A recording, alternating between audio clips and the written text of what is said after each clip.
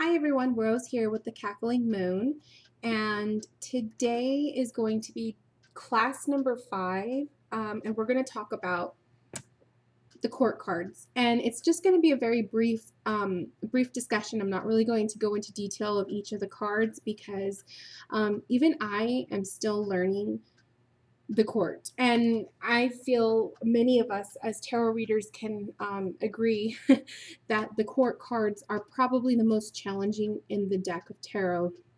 Um, so I have laid out here all four the groups. I have the kings, the queens, the knights, and the pages. And so they go in that order from the leadership down. So let's just discuss. We'll start with the pages. So the pages are the students, the learners, the ones of the courts that are the least experienced. They are just starting out on their journeys. They typically resemble a student, a learner, somebody who is fresh in their journey or fresh on a certain path that they're taking. So if a page card were to come up for a client reading, you can bet that this is signifying somebody who is very new to the experience that you are reading about, somebody who is eager to learn, somebody who is taking on a new job, a new class, some form of study. It's just somebody who is fresh in the world, ready to take on a path. The pages also signify youth. So teenagers, they could signify young children. They can signify both male or female. So, and it just depends also on the suit. The pentacles resembles earth. So earthy signs in the zodiac. It could also resemble the personality types of earth. So people who are very I like to think of earth symbols as analytical people who are very careful and they plan out things. They're more cautious, and they're nurturers with growth.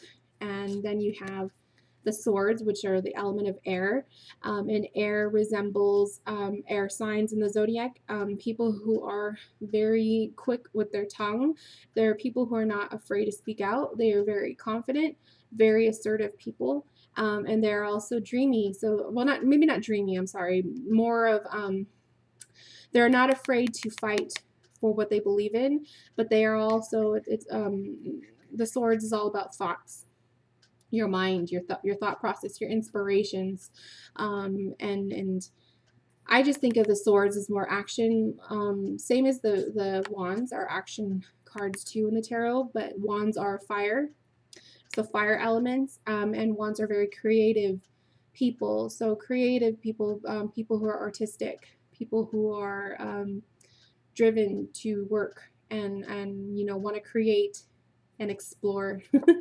And then you have the cups, which are the water element people, more emotional, more sensitive, the water element in the zodiac. So people just who are very in touch with their emotions and their relationship people, they are communicators, and they're feelers. They're people who can sense, and very intuitive people. So just that you have to take in mind when you're coming up with a court card. You take all the aspects. What zodiac is it? Does it represent the age group, which I said is young children to young teens? And I'm sorry, my phone. I usually take my phone, put the volume down. Let me do that real fast. So yeah, when the pages comes up, it symbolizes like a young person, a very young person, so a child, and then also people who are starting out, so starting out fresh. And then you have the knights, and the knights are typically the age group of adolescents, so young adults, teens, or people in their 20s to 30s, I like to say. So I always think of them as a young adult. And the knights are usually symbolic for young males, but it could also be a masculine energy, and they could portray females as well. A young female, but you know, a lot of times when a knight comes up, it's usually a male energy, but it just depends on the reading, really. And so you have different personality types with the knight. So with the pentacle, the Knight of Pentacles, he's a very calm, rational. He's weighing out his options before he takes action. He's thinking. He's a thinker. He's planning it. And then you have the Knight of Swords, who's more action oriented. He's ready for battle, and he's kind of the person who will move, who he will think after he does his thing. So he's gonna take charge. He's gonna do what his heart is driven to do, and then he'll think about the consequences after the fact.